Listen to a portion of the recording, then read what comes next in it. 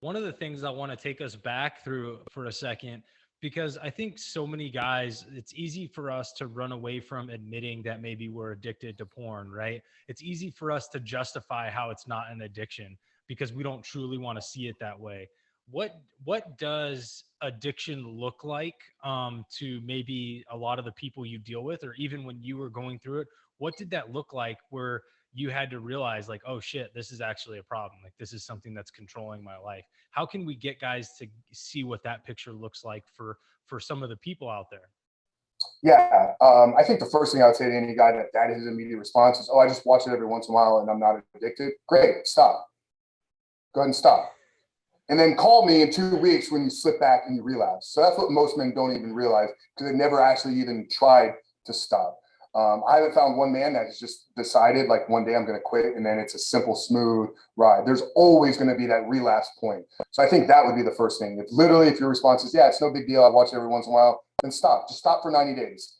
And one of two things will happen. You'll either call me within the first 2 weeks when you slipped and relapsed, or you'll call me at the end of 90 days and report back, brother, my life is so much better. Thank you. So one of those two things will happen. I guarantee 99.9% of the men that would actually listen and do what I just said, that would be the end result.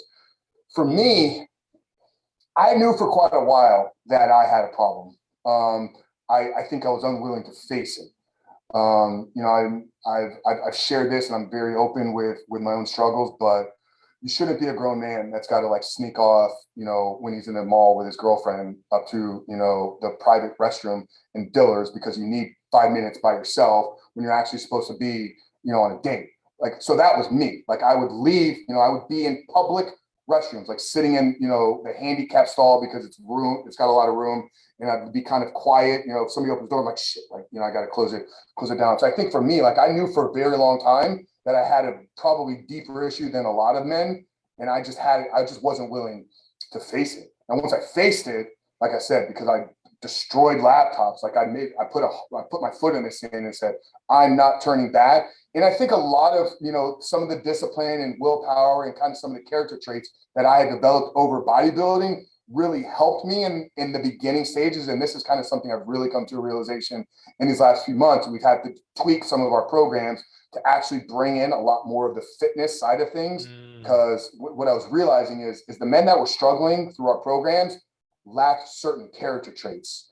And I believe that a lot of those character traits are developed through a bodybuilding lifestyle, through denying yourself food when you want to lose weight. If you want to, transform your body, you got to, put yourself under a little bit of physical stress that develops discipline, that develops willpower. If you're going to transform your physique, lose 15, 20 pounds, you got to say no to the cookie and eat the food that is going to be better for you, but maybe not taste as good. Once again, that's building character traits, discipline, and willpower. But yeah, to really answer the question, like how does a guy know if he's addicted? Try to stop, and that'll smack you in the face very quickly. What's some of the excuses you hear from guys when you're talking to them, or what's some of the excuses that you made to yourself to not actually take a look at the problem? Everybody's doing it. That's probably a big one. Oh, it's just a normal thing. Every guy watches it. Oh, you're just hypersexual, or you have a real active sex drive. So that's another one. That's a false belief.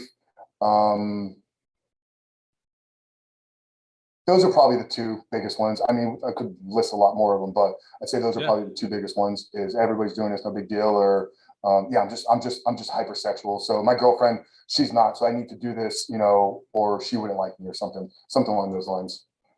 Yeah, I could see those being like key ones, and I could also see like guys being like, well, my wife's not giving it up, so whatever, I may as well just do it. Yeah. Oh, That would yeah, be yeah, yeah, something yeah, I yeah, could hear yeah. guys. Yeah. And instead of, this is probably a lot of the work that you help guys with, instead of like looking at yourself and realizing like you're the reason that she's not wanting to have sex with you because of how you're showing up. So fix yourself and be a man. And then your wife will want to have sex with you. She'll want to give you sex. Instead, you run and cry like a little baby. I have a friend. He runs another business, husband material. Calls it a pacifier. Porn is a pacifier. It's like you can't actually grow up and face your problems. So instead of like dealing with the life situations, It's like you run to your little corner and like you suck on your thumb like a little baby. And that's what it is.